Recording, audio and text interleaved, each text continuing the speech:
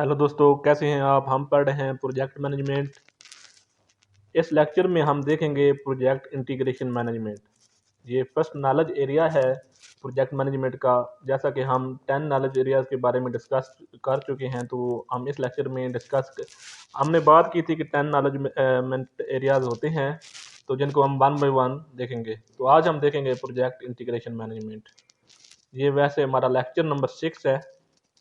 The key to overall project success, good project integration management। तो overall project की success में किसका किरदार होता है? प्रोजेक्ट इंटीग्रेशन मैनेजमेंट का। Project manager must coordinate all of the other knowledge areas throughout a project life cycle. जितना भी प्रोजेक्ट का लाइफ साइकिल है, मैनेजर ने क्या करना है? कोऑर्डिनेट करना है। किसको? ऑल नॉलेज एरियाज को। जो नए प्रोजेक्ट मैनेजर हैं उनको बिग पिक्चर देखने में प्रॉब्लम होती है, वो ज़्यादा डिटेल में चले जाते हैं, जो कि प्रॉब्लम क्रिएट करता है। Project integration management is not the same thing as software integration. Software integration में क्या होता है? जो सब सिस्टम होते हैं उनको इकट्ठा करके एक बड़ा सॉफ्टवेयर बनाया जाता है, जहाँ दो सॉफ्टवेयर को बनाकर एक बड़ा सॉफ्टवेयर बनाया जाता है। तो सॉफ्टवेयर इंटीग्रेशन ये चीज़ होती है। प्रोजेक्ट इंटीग्रेशन में सारे नॉलेज एरियाज को साथ लेकर उनको आपस में कोऑर्डिनेट किया जाता है, ये प्रोजेक्ट। तो ये नहीं समझना सॉफ्टवेयर इंटीग्रेशन और प्रोजेक्ट इंटीग्रेशन एक ही चीज़ है। प्रोजेक्ट इंटीग्रेशन में टोटल जो है 6 स्टेप होते हैं, ये याद रखना है। सबसे पहले प्रोजेक्ट चार्टर बनाया जाता है स्टेक होल्डर से मिलकर। सबसे पहला स्टेप प्रोजेक्ट इंटीग्रेशन मैनेजमेंट में होता है प्रोजेक्ट चार्टर। इन सारे स्टेप को हम बाद में थोड़ा डिटेल में भी देखेंगे, अभी हम इनका ओवरव्यू देख रहे हैं। दूसरे स्टेप में क्या करना है? प्रोजेक्ट को प्लान करना है। मैनेजमेंट में कैसे प्लानिंग कैसे होगी, ठीक है। उसके बाद तीसरा स्टेप है directing and managing project work. जब प्लानिंग हो गई तो तीसरे स्टेप में क्या होगा कि प्रोजेक्ट पर जो है वर्क शुरू हो जाता है, उसको मैनेज करना, डायरेक्ट करना। चौथा स्टेप मॉनिटरिंग एंड कंट्रोलिंग। फिर जब काम हो रहा है उसको कंट्रोल करना है और मॉनिटर करना है कि सही काम जा रहा है। फिर चेंज कंट्रोल जो है 5वां स्टेप है। कोई चेंज होती है तो उसको कैसे कंट्रोल करना है। मिसाल के तौर पर हमारा अगर कोई ऐसा प्रोजेक्ट है जिसमें हमें सनी वेदर चाहिए, तो अगर मिसाल के तौर पर पूरा महीना ही कोई इस तरह का आ जाता है जिसमें बारिशें रहती हैं, तो वो काफ़ी फ़र्क पड़ेगा। फिर हमने उसको देखना है कि इसको कंट्रोल कैसे करना है, उसको कहते हैं change control. Closing the project, और आखिर में फाइनलाइज करना है, प्रोडक्ट डिलीवर करनी है, जो भी करना है। तो ये सारा 6 स्टेप हैं, ये प्रोजेक्ट इंटीग्रेशन मैनेजमेंट में होते हैं। ये प्रोजेक्ट इंटीग्रेशन मैनेजमेंट की समरी है, ठीक है। सबसे पहले क्या होता है जी? प्रोजेक्ट इनिशिएटिंग होती है, उसमें क्या चार्टर बनाया जाता है। ये सिर्फ ये जो पूरी सबसे नीचे आए तो ये प्रोजेक्ट स्टार्ट और प्रोजेक्ट फिनिश लाइन है, ये पूरा टाइम है जितने देर में प्रोजेक्ट स्टार्ट होता है। तो शुरू में जो काम होता है कुछ अरसे के लिए वो प्रोजेक्ट चार्टर पर होता है, और उसके साथ ही प्लानिंग स्टार्ट हो जाती है, ठीक है। फिर प्लानिंग के साथ साथ ही जो है ना उसकी जो है वर्किंग स्टार्ट हो जाती है। फिर वर्किंग जब एंड होती है तो वर्किंग के साथ ही जो मॉनिटरिंग स्टार्ट हो जाती है ना, वो फिर वर्किंग के बाद भी क्लोजिंग तक रहती है, ठीक है। और आखिर में प्रोजेक्ट क्लोज हो जाता है, चेंज कंट्रोल और क्लोजिंग। तो उसके बाद ये जो है सारी प्रोजेक्ट क्या है? Project integration management. Strategic planning and project selection. अच्छा, हमने जो पीछे देखा है ये प्रोजेक्ट इंटीग्रेशन मैनेजमेंट, इसके जो 6 स्टेप पड़े हैं इनकी डिटेल हम बाद में देखेंगे। ये अलग से क्वेश्चन बन सकता है। स्ट्रेटेजिक प्लानिंग क्या होती है और प्रोजेक्ट सिलेक्ट कैसे किया जाता है, ठीक है। What is strategic planning and project selection, ये अलग से क्वेश्चन है, ये बात याद रखनी है। पीछे जो हमने पढ़ा है वो प्रोजेक्ट इंटीग्रेशन मैनेजमेंट है, उसमें 6 स्टेप होते हैं। ये जो पीछे हमने डायग्राम भी देखी है, उसको हम इन 6 स्टेप को थोड़ा थोड़ा बाद में पढ़ेंगे। लेकिन हम पहले देख लेते हैं कि strategic planning and project selection का प्रोसेस क्या होता है। इसमें से बड़ा सवाल बन सकता है और छोटे सवाल भी बन सकते हैं। What is strategic planning involve determining long term objective. Long term objective क्या हैं, प्रेडिक्टिंग फ्यूचर ट्रेंड क्या होंगे, और कौन सी प्रोडक्ट और सर्विस चाहिए जिनकी आजकल ज़रूरत है। तो ये बड़ा मशहूर एनालिसिस है, SWOT। SWOT एनालिसिस भी इसको कहते हैं। एस से बनता है स्ट्रेंथ, W से वीकनेस, O से अपॉर्चुनिटी, T से थ्रेट्स। तो ये वैसे भी अपने लिए भी करते हैं। इंसान अगर अपने आप को इम्प्रूव करना चाहता है तो वो देखता है मेरी स्ट्रेंथ क्या है, मेरी वीकनेस क्या है, मुझे अपॉर्चुनिटीज कौन कौन सी मिल रही है, थ्रेट कौन कौन सी हैं। इन चीज़ों को देख कर एनालाइज करके बंदा चले तो बंदा भी अपनी एक अच्छी लाइफ गुजार सकता है। लेकिन ये जो स्वाट है ये सिर्फ प्रोजेक्ट मैनेजमेंट के लिए नहीं बना था, मतलब प्रोजेक्ट मैनेजमेंट की उससे भी पहले स्ट्रेटेजिक मैनेजमेंट जब की जाती है, ठीक है, उसके में ये एनालिसिस भी किया जाता है, ठीक है। Strength, weakness, opportunity and strength. इसमें क्या क्या होता है? Identify potential project A part of strategic planning. Identify potential project, project कौन कौन से हैं, तो हमने कौन से प्रोजेक्ट पर काम करना है ये चूज़ करना है, प्रोजेक्ट को इनिशिएशन करनी है उसकी। तो ये सारे स्टेप क्या होते हैं प्रोजेक्ट की स्टार्टिंग फेज में। ये स्वाट एनालिसिस होता है, ठीक है। स्ट्रेटेजिक प्लानिंग हम पढ़ रहे हैं, प्रोजेक्ट स्ट्रेटेजिक प्लानिंग और प्रोजेक्ट सिलेक्शन किस बेस पर होती है। तो ये सारी चीज़ें आपने बतानी है कि सबसे पहले स्वाट एनालिसिस होता है। ये स्वाट एनालिसिस क्या करता है, इसमें वीकनेस देखते हैं। मिसाल के तौर पर ये है नो काउंटिंग फाइनेंस, हमारे पास जो अकाउंटेंट है उसका एक्सपीरियंस नहीं है। स्ट्रेंथ क्या है हमारी, गोल्ड सिंपल प्रोजेक्ट, ठीक है। स्ट्रॉन्ग टेक्निकल सॉफ्टवेयर स्किल, ये कुछ भी हो सकती है। ये एग्जांपल दी गई हैं कि हमारी वीकनेस क्या है, हमारे पास थ्रेट क्या है। हाई रिस्क बिजनेस, ये बिजनेस ही हाई रिस्क वाला है, ठीक है। तो ये सारी चीज़ें, अपनी स्ट्रेंथ, अपनी वीकनेस, ये सारा कुछ देखकर प्रोजेक्ट शुरू किया जाता है। तो ये स्वॉट एनालिसिस पहले किया जाता है किसमें, स्ट्रैटेजिक प्लानिंग में। स्ट्रैटेजिक प्लानिंग जो हमने पीछे डेफिनेशन देखी है कि हम उसमें देखते हैं फ्यूचर ट्रेंड क्या है, प्रोडक्ट कौन सी चाहिए, ये सारी चीज़ें। टेक्नोलॉजी, इंफॉर्मेशन टेक्नोलॉजी में जो जो प्लानिंग प्रोसेस होता है, इसमें क्या क्या होता है, इंफॉर्मेशन, यही पूरा स्ट्रैटेजिक प्लानिंग की हम बात कर रहे हैं। इंफॉर्मेशन टेक्नोलॉजी स्ट्रैटेजी प्लानिंग, पहले प्लानिंग की जाती है, ठीक है, कि हमारी स्ट्रैटेजी क्या होगी। फिर बिजनेस एरिया को एनालाइज किया जाता है, फिर प्रोजेक्ट की प्लानिंग की जाती है, फिर उस प्रोजेक्ट को रिसोर्स एलोकेट किए जाते हैं, ठीक है। तो ये इंफॉर्मेशन टेक्नोलॉजी में प्रोजेक्ट की प्लानिंग कैसे होती है, पहले क्या है, पूरी स्ट्रैटेजी बनाई जाती है एक कंपनी के लिए, vision of organisation. Business area analysis में क्या होता है, ठीक है, डॉक्यूमेंट की बिजनेस प्रोसेस, हमारे बिजनेस में क्या क्या होगा, business define potential project, project कौन कौन से हैं, कौन सा प्रोजेक्ट करना है, फिर हमने उसको आखिर में रिसोर्स एलोकेट करने हैं। तो ये क्या है, इंफॉर्मेशन टेक्नोलॉजी प्लानिंग स्टेजेस। अगर ये भी क्वेश्चन लारा से भी आ सकता है, what are information technology planning stages in strategic planning. Overall strategic planning की बात कर रहे हैं तो उसमें भी हमने ये शामिल करना है। अब पहले हमने देखा स्ट्रेटेजिक प्लानिंग, फिर अब देखते हैं उसका दूसरा हिस्सा क्या है, selecting project. There are usually more project than available time and resource to implement. Project बहुत ज़्यादा होते हैं लेकिन हम उनको सारों को इम्प्लीमेंट नहीं कर सकते, तो हमें सेलेक्ट करना पड़ता है। ऑर्गेनाइजेशन की ज़रूरत को देखना पड़ता है, कैटेगराइजिंग, उनको प्रोजेक्ट को कैटेगराइज करते हैं, ठीक है। परफॉर्मिंग नेट प्रेजेंट वैल्यू, ये नेट प्रेजेंट वैल्यू जो है इसको एनपीवी कहते हैं, ये बहुत अहम है। और फाइनेंशियल एनालिसिस करते हैं कि हमारा जो प्रोजेक्ट है ये मतलब हमें क्या नेट, मतलब हमें कितना प्रॉफिट देगा, हम इस पर कितना खर्चा आएगा, ये सारी चीज़ें देकर प्रोजेक्ट शुरू किया जाता है। ये बहुत अहम है, परफॉर्मिंग ये net present value and other financial analysis. Weighting weighted scoring model, ये भी हम बाद में देखते हैं कि ये क्या होता है। हर चीज़ को एक वेट दिया जाता है, कास्ट को एक वेट दिया जाता है, टाइम को वेट दिया जाता है, एक ज़रूरत को वेट दिया जाता है। इम्प्लीमेंटिंग का बैलेंस स्कोर कार्ड, फिर उस पर एक स्कोर कार्ड जो है इम्प्लीमेंट किया जाता है। तो जो हमने स्ट्रैटेजिक पढ़ी है प्लानिंग, उसमें जो पिछली हमने 2-3 स्लाइड देखे हैं वो स्ट्रैटेजिक प्लानिंग है। और उसका ये अगला हिस्सा सिलेक्शन में कौन कौन से होते हैं, ये सारी चीज़ें होती हैं, ठीक है, कि ऑर्गेनाइजेशन की नीड कौन सी है, फिर उसके बाद उसका नेट प्रॉफिट वगैरह देखा जाता है, फिर वेटेड स्कोर मॉडल, फिर उसको बैलेंस किया जाता है, तो फिर प्रोजेक्ट सेलेक्ट किया जाता है। तो ये जो ओवरऑल हम पढ़ रहे हैं ये है project strategic planning and project selection. अब हम सिलेक्शन पर कर रहे हैं, ठीक है। तो सबसे पहले देखते हैं organisational needs. It is often difficult to provide strong justification for many IT project but everyone agrees they have a high value. कि जो है बहुत से आईटी प्रोजेक्ट ऐसे होते हैं जिनकी जस्टिफिकेशन नहीं दी जा सकती कि हम क्यों कर रहे हैं, लेकिन सबको पता होता है ये काफ़ी वैल्यू के हैं। It is better to mere goal रफली than to count pennies precisely, कि रफली भी एक अंदाज़ा कर सकते हैं हम कि क्या ज़रूरत है क्या नहीं है। 3 इम्पोर्टेंट क्राइटेरिया फॉर प्रोजेक्ट, ये 3 क्राइटेरिया हैं प्रोजेक्ट के। There is need for the project, अगर उसकी ज़रूरत है, अगर फंड अवेलेबल हैं, there is strong will to make, ये प्रोजेक्ट, ये 3 क्राइटेरिया देखकर हम प्रोजेक्ट शुरू करते हैं। हमारे पास फंड है, हमें ज़रूरत है इस प्रोजेक्ट की, और क्या है, हमारे पास स्ट्रांग विल भी है कि हम उसको मुकम्मल करेंगे, ठीक है। फिर क्या करते हैं, कैटेगराइजिंग करते हैं आईटी प्रोजेक्ट को।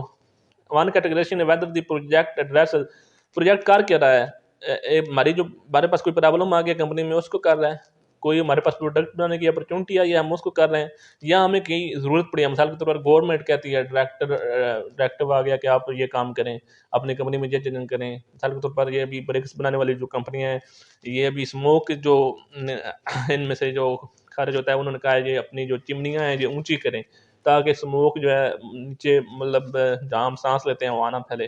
तो ये डायरेक्टिव होता है। जो ये इस तरह से भी कैटेगराइजेशन की जा सकती है। एक और कैटेगराइजेशन का तरीका ये होता है कि कितना लंबा टाइम लेगा तो एंड और कब इसकी ज़रूरत होगी, तो इस तरह से भी कैटेगराइजेशन की जाती है। और तीसरी कैटेगराइजेशन का तरीका ये है, another is the overall priority of the project, project की प्रायोरिटी कितनी है, ठीक है। मतलब ये 3 प्रोजेक्ट है, इनकी हाई प्रायोरिटी है, ये 3 प्रोजेक्ट है, इनकी लो प्रायोरिटी है, तो ये प्रायोरिटी भी देखी जाती है।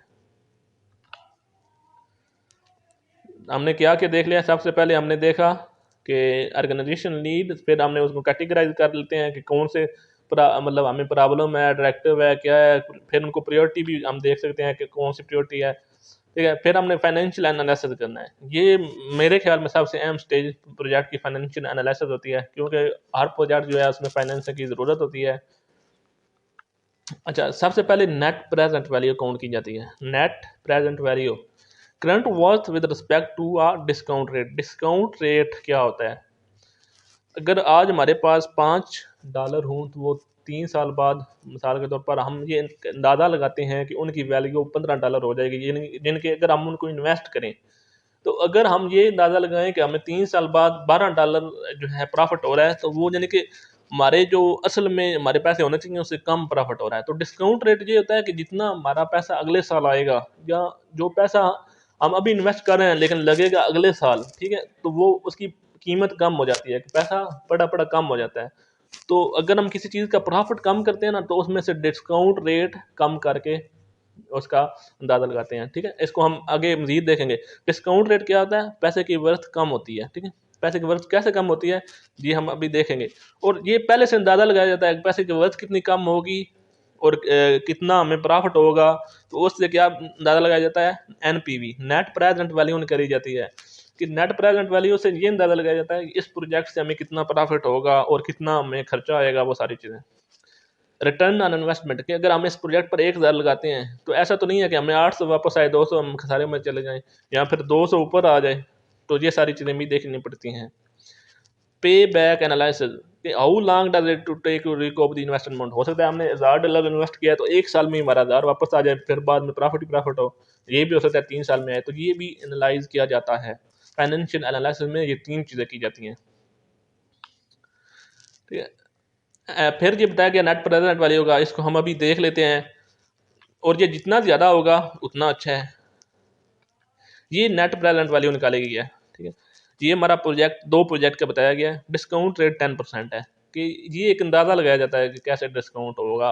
एक अपने कंट्री के हिसाब से, अपनी ऑर्गेनाइजेशन के हिसाब से अंदाज़ा लगाया जाता है डिस्काउंट रेट क्या होगा, यानी कि वर्थ कितनी कम होगी पैसों की अगले साल तक।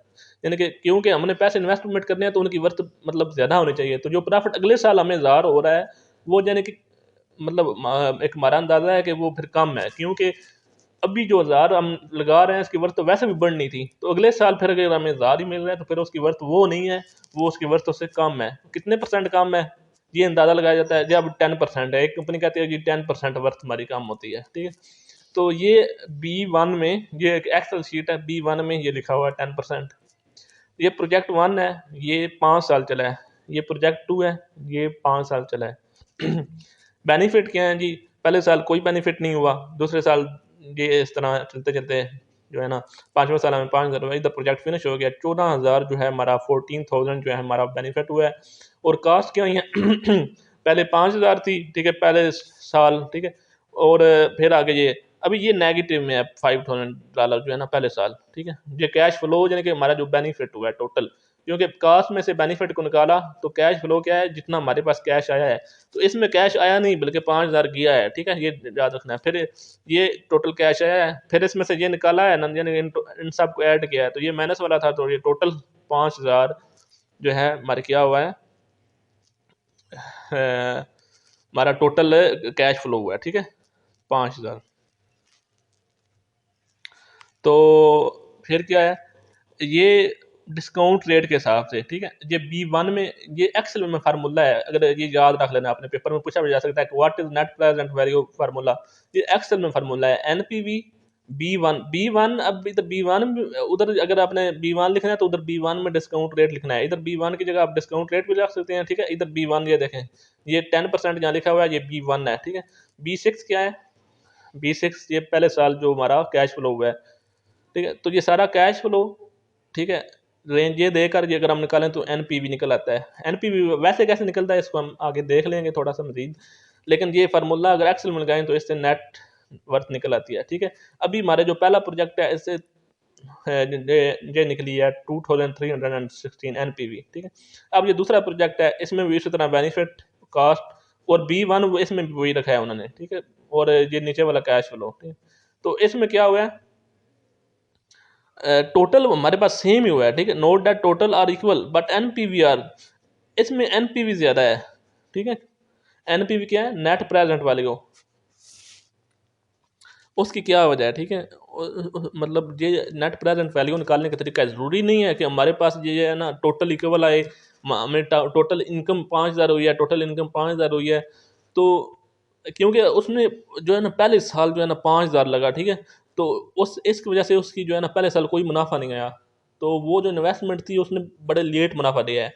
इसमें क्या था, पहले साल ही मुनाफा आ गया है, तो ये सारी चीज़ें देखनी पड़ती हैं, और इसमें लॉस इतना हुई नहीं है, तो वो पैसा हम कहीं और फिर लगा सकते हैं जो जल्दी प्रॉफिट आ जाता है। इसलिए नेट प्रेजेंट वालों की बड़ी उम्मीद होती है, ये अब इसमें $1,000 आ गया तो इसको कहीं और तो लगा सकते हैं, तो इसलिए इसकी वैल्यू ये 3,000 से ऊपर है, इसकी 2,000 से ऊपर है। तो फिर हम अगर दो प्रोजेक्ट का एनालिसिस करते हैं नेट प्रेजेंट वैल्यू का, तो हम कौन से प्रोजेक्ट को सिलेक्ट करेंगे, लाजमी तौर पर प्रोजेक्ट 2 को करेंगे। ये ज़रूर याद रखना है, जब 2 प्रोजेक्ट का एनालिसिस कर रहे हैं तो ये 5 साल प्रोजेक्ट है, तो अगला प्रोजेक्ट जिसका एनालिसिस कर रहे हैं अगर ये 4 साल में मुकम्मल हो रहा है तो वो भी देखना है। तो ये वैसे उन्होंने कहा है कि बाकी चीज़ें हमने बराबर रखी हैं, साल के तौर पर प्रॉफिट भी बराबर है, ये एग्जाम्पल दी है, ठीक है। हर चीज़ का बराबर है तो एनपीवी अगर सिर्फ देखना है तो जिसका एनपीवी ज़्यादा होगा वो सेलेक्ट करेंगे, अगर बराबर नहीं है तो फिर उन फैक्टर को भी देखेंगे, ठीक है। तो रिटर्न ऑन इन्वेस्टमेंट क्या होती है, ROI को कहते हैं, रिटर्न ऑन इन्वेस्टमेंट की कितनी हमने कास्ट लगाई है, ठीक है। अच्छा, ये हमारा कास्ट लगती रही है हर साल। डिस्काउंट फैक्टर जो हमने ऊपर पढ़ा था, अब इसमें 8% है, तो अच्छा डिस्काउंट फैक्टर फिर 8% कम करके, अच्छा बाज़ कंपनियां पहले साल जो है डिस्काउंट फैक्टर नहीं लगाती, इन्होंने कोई डिस्काउंट फैक्टर नहीं लगाया पहले साल, 1 का 1 ही रहा है, फिर 1 डिस्काउंट हो गया 0.93 बन गया 8%, फिर 8% और डिस्काउंट, फिर 8% और डिस्काउंट। मैंने कहा था एनपीवी कैसे निकालते हैं, वो भी हम देख रहे हैं कि एनपीवी कैसे निकलता है, ठीक है। जो एक्सेल का फार्मूला था वो लिखा हुआ था, वो भी आपने याद रखना है, एक्सेल का फार्मूला कैसे है, ठीक है, नेट प्रेजेंट वैल्यू निकालने का। लेकिन अभी हम ये भी देखते हैं कि कैसे निकलता है। तो पहले उसकी कास्ट 1 का 8% निकाल लेते हैं, ये बन जाता है। फिर हर साल 8% अगर कम हो रही है वैल्यू, तो जितनी कास्ट लगी है ना, तो वो भी इस तरह, ये टोटल कास्ट, ये डिस्काउंटेड कास्ट कहते हैं, टोटल कास्ट इधर होनी चाहिए, लेकिन डिस्काउंटेड कास्ट, ये डिस्काउंट फैक्टर ये लाजमी ऐड किया जाता है, डिस्काउंट रेट, डिस्काउंट फैक्टर, ये बहुत अहम है, ये आपने याद रखना है। डिस्काउंट रेट क्या होता है, हर साल ये वैल्यू को कम कर देता है। अभी कास्ट की जो टोटल वैल्यू कितनी निकली है, तकरीबन 2.5 लाख, ठीक है। बेनिफिट ये पहले साल 0 हुआ है, फिर ये, तो इसमें भी अभी वो नेगेटिव होनी है, ठीक है। इसको इससे मल्टीप्लाई करते हैं, ये जो कास्ट फैक्टर है इससे मल्टीप्लाई होगा, 2000 से मल्टीप्लाई होगा तो ये कम हो जाएगा, क्योंकि 1 से मल्टीप्लाई हो तो यही रहेगा, अगर 1 से कम से होगा तो कम हो जाएगा डेफिनेटली। तो ये 5 लाख से ज़्यादा हुई, इसका टोटल बेनिफिट हुए हैं। तो अब क्या है, ठीक है, अब ये हमने देखना है कि डिस्काउंटेड, ठीक है, डिस्काउंटेड बेनिफिट, ये जो हमारे पास डिस्काउंटेड बेनिफिट थे, पहले साल क्या हुआ, हमें 1,40,000 का लॉस हुआ, ठीक है, डिस्काउंटेड कास्ट, ठीक है। फिर क्या हुआ, दूसरे साल क्या हुआ, ये क्या है 1,48,000, ये क्या है, डिस्काउंटेड बेनिफिट था हमारा 1,86,000, कास्ट थी 37, तो इसमें से 1,86,000 में से जब 37,000 निकाला है तो हमारे पास क्या आ गया, डिस्काउंटेड बेनिफिट। डिस्काउंटेड बेनिफिट हमने निकालना है, ठीक है। फिर इसमें 1,72,000 में से 34,000 निकाला है दूसरे साल, ये हमें डिस्काउंटेड बेनिफिट आया। तीसरे साल ये हमें डिस्काउंटेड बेनिफिट आया 1,58,000 से 31,000 निकालने से। तो हमारे कार डिस्काउंटेड कास्ट और डिस्काउंटेड बेनिफिट में से निकाल कर ये हमारा सारा क्या आया है, डिस्काउंटेड बेनिफिट। और इसको फिर प्लस किया है, ये नेगेटिव का 1,40,000 है, तो ये टोटल हमारे पास क्या आया, एनपीवी 2,72,000। ये हमने एनपीवी किस तरह कागज़ पर निकाल सकते हैं, ये फार्मूला है। अगर आप प्रोजेक्ट मैनेजमेंट की बुक देखेंगे तो बुक में बाकायदा उसका फार्मूला लिखा हुआ है, फार्मूला लिखें या खुद भी इस तरह एक्सेल शीट मतलब बनाकर, अगर पेपर में भी आप बनाना चाहें टेबल बनाकर इस तरह कैलकुलेट कर सकते हैं। हर साल 1 से 8% निकालते जाएं तो ये बनता जाएगा, ठीक है। पहले इसको 1 रखें, फिर जो भी प्रॉफिट आए उसको डिस्काउंट फैक्टर से मल्टीप्लाई करें तो ये बन जाएगा। इसी तरह फिर जो प्रॉफिट बेनिफिट हो उसको भी डिस्काउंट फैक्टर से मल्टीप्लाई करें, ये बन जाएगा। फिर दोनों को ऐड कर दें, फिर इनमें से ये माइनस करते जाएं तो डिस्काउंटेड बेनिफिट आ जाएगा, ये टोटल एनपीवी निकल आएगा, ठीक है। अगर पेपर में क्वेश्चन जान रहे हाउ टू एनपीवी तो ये भी बताना है। फिर नेट प्रेजेंट इनकम ये निकालने का तरीका है। ये प्रोजेक्ट सिलेक्शन हो रही है, ये हम तीसरा स्टेप पढ़ रहे हैं। पहले हमने पढ़ा कि ऑर्गेनाइजेशनल नीड को देखते हैं, उसके बाद प्रोजेक्ट की कैटेगराइजेशन कर लेते हैं, उसके बाद फाइनेंशियल एनालिसिस। वो पिछली स्लाइड में भी हमने नेट प्रेजेंट वैल्यू को देखा। फिर रिटर्न ऑन इन्वेस्टमेंट क्या होती है और ये कब होती है। 1,40,000 हमारा पहले साल क्या हुआ कि सारा में गए हम, अगले साल हमें 1,48,000 टोटल मुनाफा हुआ है, ठीक है।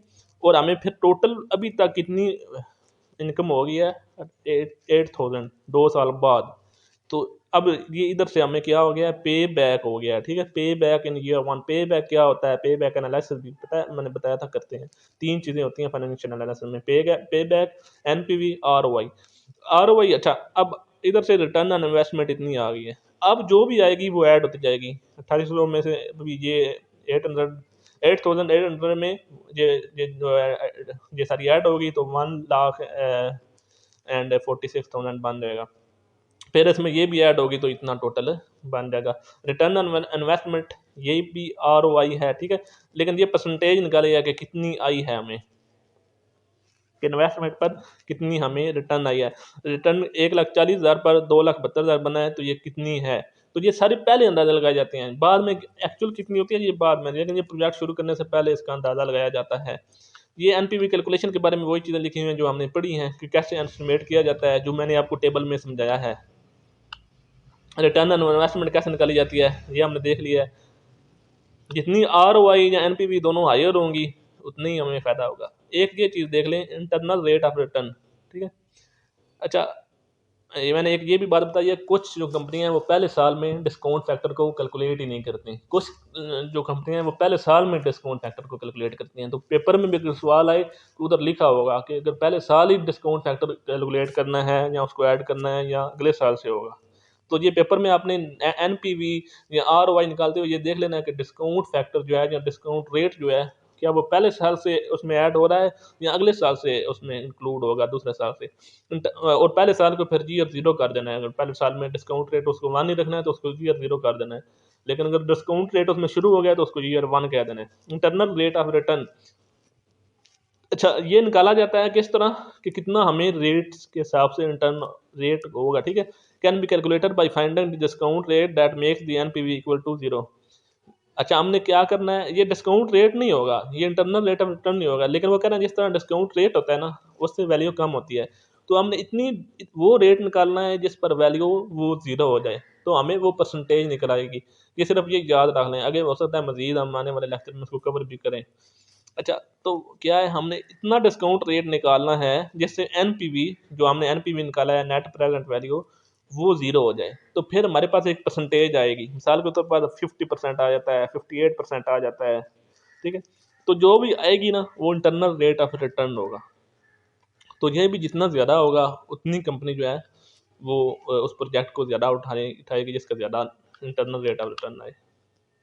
पे बैक एनालिसिस जो मैंने पहले बताया था, पे बैक एनालिसिस कितना होता है, कब रिटर्न आना शुरू हुआ है। ये चार्ट है, ये हमारी इन्वेस्टमेंट पर रिटर्न आ रही है। पहले साल 0 आई है, दूसरे साल इतनी हुई है और दूसरे साल में पे बैक आना शुरू हो गया। अब ये पे बैक हमें जो ये सारी कास्ट हैं, ये लाइन ये कास्ट की लाइन है, ठीक है, कुमुलेटिव कास्ट, ठीक है। जो ऊपर वाली जो ब्लैक लाइन है ये भी प्रॉफिट है। अब ये इसमें से इसमें माइनस करें कि टोटल हमें जो प्रॉफिट हुआ है, लेकिन पे बैक एनालिसिस कब हुआ है, 1 साल बाद। अब एक प्रोजेक्ट है वो 2 साल बाद वापस पैसे करना शुरू करता है, एक है जो 1 साल बाद ही करना शुरू हो गया, तो लाजमी तौर पर जो पहले वाला है वो ज़्यादा अहमियत का हमल होगा। वेटेड स्कोरिंग मॉडल, अच्छा वेटेड स्कोरिंग मॉडल क्या होता है, जब सारी चीज़ें देख ली जाती हैं तो हम उसका वेट डिसाइड करते हैं हर चीज़ का। अच्छा ऑब्जेक्टिव का एक वेट होता है, ठीक है, हर चीज़ को हम वेट दे देते हैं अपनी अपनी कंपनी के हिसाब से। स्पॉन्सर कितने हैं, हर चीज़ को हम एक एक वेट दे देते हैं, कास्ट को, सारी चीज़ों को। तो 100% टोटल वेट होता है। फिर उसमें हर चीज़ का एक फैक्टर फिर जो कैलकुलेट करते हैं, हाँ, इसका 90 है, इसका 70 है, इसका 50 है। तो जब हर चीज़ को वेट दिया जाता है, ठीक है, इन सारी चीज़ों का आपने ये अगर पेपर में पूछें कि सैंपल वेटेड स्कोरिंग मॉडल कैसे बनाया जाता है, तो की बिजनेस ऑब्जेक्टिव को एक वेट दिया जाता है, ठीक है। मतलब ज़रूरी नहीं है, हर कंपनी के अपने हिसाब से होता है। अच्छा, एनपीवी जो हमने अभी निकाली है, उसको 20% इन्होंने दिए हैं। बाद हो सकते हैं कंपनियाँ इसको 50% दें। और लो रेज़ के, ठीक है, रेज़ कितना है, can be implemented in 1 year और लेस। 1 साल में इम्प्लीमेंट किया जा सकता है कि नहीं किया जा सकता, उसको फिर नंबर दिए हैं हर प्रोजेक्ट के। इन 4 प्रोजेक्ट का हम कंपैरिज़न कर रहे हैं। Users realistic level of technology, technology किस तरह की यूज़ हो रही है, ये सारी चीज़ों के नंबर दिए हैं। फिर इन सब को ऐड कर दिया, यानी कि टोटल वेट निकाल दिया है। एक का 100% वैसे टोटल है, एक का 56, एक 78.5। अब इसका सबसे ज़्यादा है। ये फिर उनका एक चार्ट बनाया गया है, वेटेड स्कोर बाई प्रोजेक्ट। तो प्रोजेक्ट 2 को जो है सेलेक्ट करेंगे हम, क्योंकि ये हर चीज़ में इसका एवरेज निकालने से जब हमें सबसे आगे जा रहा है तो हमारी प्रायोरिटी क्या बन जाएगा, प्रोजेक्ट 2। हम पढ़ रहे हैं प्रोजेक्ट सिलेक्शन, तो हमने ये सारा पढ़ा है कि प्रोजेक्ट सिलेक्शन कैसे होती है। पहले हम ऑब्जेक्टिव देखते हैं, फिर ये सारी चीज़ें हमने डिटेल से नहीं देखी, लेकिन हमें पता होता है कि स्पॉन्सर क्या होते हैं, सारी हमने चीज़ें पहले देखी हुई हैं। स्पॉन्सर क्या होते हैं, जो स्पॉन्सर करते हैं, कस्टमर क्या होते हैं, इस तरह। फिर जो है स्ट्रैटेजिक प्लानिंग और फाइनेंशियल एनालिसिस, इन सारी चीज़ों का वेट बना के, ठीक है, तो इस तरह उनको। अच्छा, बैलेंस स्कोर का क्या होता है, ये दो बंदों के नाम लिखे हुए हैं। Develop this approach to help select and manage project that align with business strategy. तो उन्होंने क्या किया, उन्होंने ये अप्रोच बनाई, a balance score card is the methodology that converts an organisation value driver such as customer service, innovation, operational efficiency and financial performance to series of defined metrics। जो हमने पीछे पढ़ा है, सॉरी,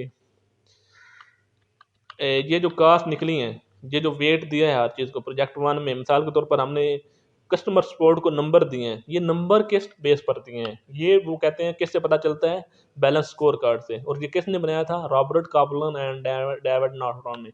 उन्होंने कहा, और ये बैलेंस स्कोर कार्ड की एक वेबसाइट है, इस पर जाकर पता चलता है कि किस चीज़ को कितना स्कोर देना चाहिए।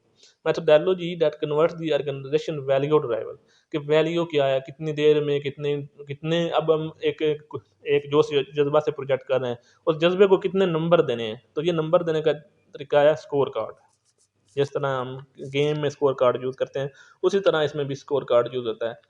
अच्छा, हमने अभी क्या पढ़ लिया, सबसे पहले हमने प्रोजेक्ट इंटीग्रेशन मैनेजमेंट पढ़ी, उसमें 6 स्टेप थे। प्रोजेक्ट चार्टर, उसके बाद प्रोजेक्ट प्लानिंग, फिर उसको इम्प्लीमेंट, फिर मॉनिटरिंग, फिर चेंज कंट्रोल, और आखिर में क्या है, प्रोजेक्ट क्लोजिंग। तो ये प्रोजेक्ट इंटीग्रेशन मैनेजमेंट थी। उसके बाद प्रोजेक्ट स्ट्रेटेजिक प्लानिंग, उसके बाद हमने प्रोजेक्ट सिलेक्शन। ये दोनों एक बड़ा सवाल पैदा होता है, what is project strategic planning and selection. उसके बाद सबसे आखिर में हम फिर दोबारा अभी जा रहे हैं प्रोजेक्ट इंटीग्रेशन मैनेजमेंट को थोड़ा डिटेल में पढ़ रहे हैं। किसको, जो हमने शुरू में पढ़ा, प्रोजेक्ट इंटीग्रेशन मैनेजमेंट। तो सबसे पहले चार्टर बनाते हैं। After deciding what project to work, it is important to let the rest of the organization know। Project charter is a document. जब प्रोजेक्ट सेलेक्ट हो जाता है, जो हमने भी सिलेक्ट किया है, उसके बाद क्या आता है, project charter is a document that formally recognising the existence of A project. कि हम कंपनी में चार्टर जब बन जाता है तो हमें पता चल जाता है कि हम प्रोजेक्ट हम शुरू कर दिया। हम provide direction on the project objective and management, कि कौन सा मैनेजर होगा, ये सारी चीज़ें। Key project stakeholder should sign a project.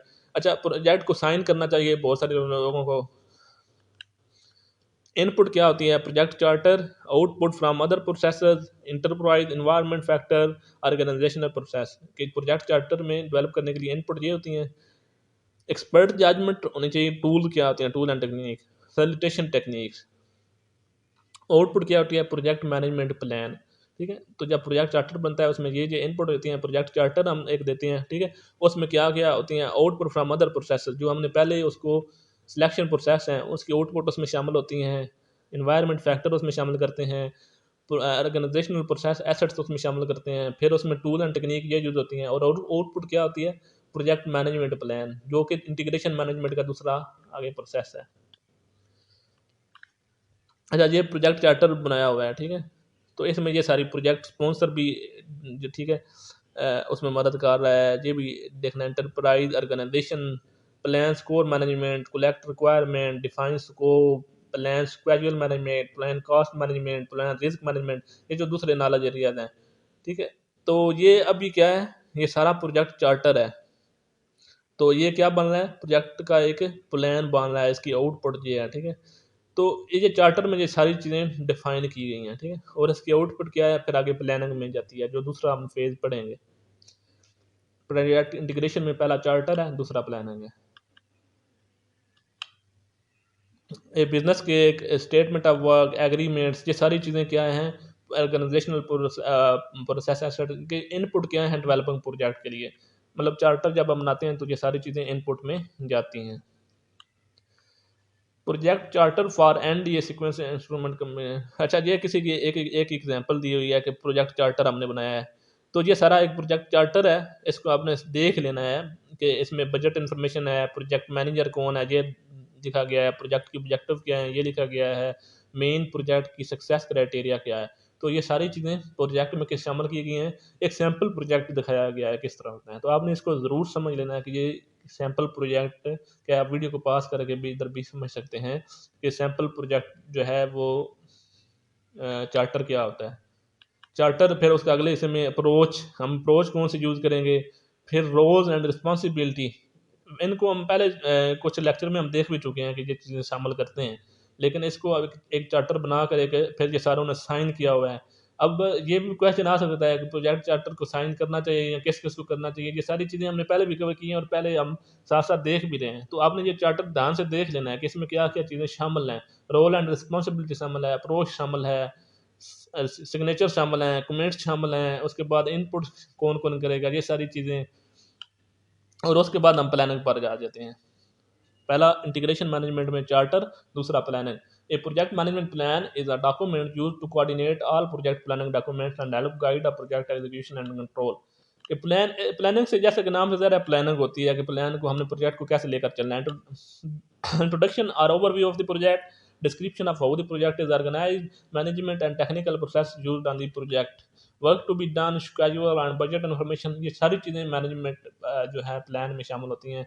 इसमें ये अभी प्रोजेक्ट चार्टर पीछे से आता है, ठीक है, जो इनपुट इसमें जो जिसकी आउटपुट है ये, फिर आउट फ्रॉम अदर प्रोसेसर जो और साथ साथ चल रहे होते हैं, यानी कि सिलेक्शन प्रोसेस की हुई होती है ये सारी चीज़ें, एनवायरमेंटल फैक्टर, प्रोसेस एसेट, ठीक है, फिर ये टूल एंड टेक्निक इसमें यूज होती हैं, और आउटपुट क्या होती है, प्रोजेक्ट मैनेजमेंट प्लान बन जाता है, फिर उसको आगे इम्प्लीमेंट किया जाता है। तो ये होता है डेवलप प्रोजेक्ट मैनेजमेंट प्लान, ठीक है, इसमें ये सारी चीज़ें शामिल होती हैं, ठीक है, मतलब यही कि हर नॉलेज एरिया भी शामिल होता है, फिर कैसे हमने स्केजुअल, ये सारी चीज़ें इसमें शामिल होती हैं, ठीक है। ये आपने यही समझना है कि जब प्लान होता है इसमें मुख्तलिफ शुबों से इनपुट आ रही होती है, एक चार्टर से जो चार्टर हमने बनाया उससे इनपुट आ रही होती है, ठीक है, फिर आउटपुट में इसमें क्या जा रहा होता है, अब पूरी प्लानिंग हो चुकी है, मॉनिटर कैसे करना है, क्लोजिंग कैसे करना है, ये सारी चीज़ें इसमें देख रहे होते हैं। ये ऊपर चार्टर से इनपुट आई है, फिर आगे आने वाले जितने भी हैं ना क्लोजिंग तक, ठीक है, ये क्लोजिंग है, ये जो कंट्रोल है, चेंज कंट्रोल है, ठीक है, ये सारी चीज़ें साथ साथ देख रहे हैं, सारे नॉलेज एरिया से इनपुट जा रही है, आउटपुट आ रही है, स्केजुअल क्या है। तो प्लानिंग जितनी अच्छी होगी, मैंने शुरू में बताया था अल्फा मैनेजर कौन से होते हैं जो अच्छी प्लानिंग करते हैं, तो जितनी प्लानिंग अच्छी होगी उतनी हमारा प्रोजेक्ट सक्सीड होगा। अच्छा, ये सैम्पल एक प्रोजेक्ट जो है ना एक बनाया गया है, प्रोजेक्ट ऑर्गेनाइजेशन, जो ओवरव्यू है ना एक मतलब sample content for a software project management plan, कि उसमें कौन कौन से शामिल होने चाहिए, ठीक है, technical process plan, supporting process plan, managerial process plan, project organisation. और ये ऐसे नहीं बना, ये IEEE स्टैंडर्ड ने ये प्रोजेक्ट की प्लानिंग दी थी कि इस तरह हम प्रोजेक्ट प्लान कर सकते हैं।